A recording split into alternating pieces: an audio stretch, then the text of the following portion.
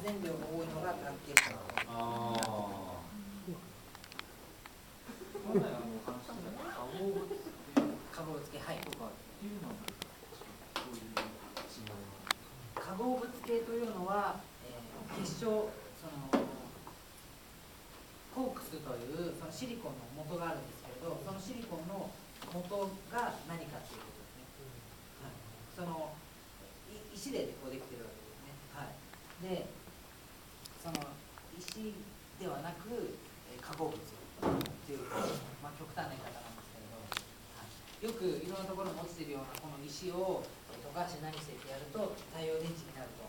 はい、ただし、この石よりももっと安くて大量生産ができるものがあると。でそれと同じ応用をしたらそっちの方が発電したと。はい、なのでそれは宇宙開発用という。日本だとダメだよ。ダメですね。はい。薄膜というのは、これよりもまたもっと薄いですね。一つ一つが。はい、ですので薄膜というのはまた方式も全然違う。メリットは紫外線で発電します。なので曇りであっても若干北に向いてても紫外線は当たりますので発電する。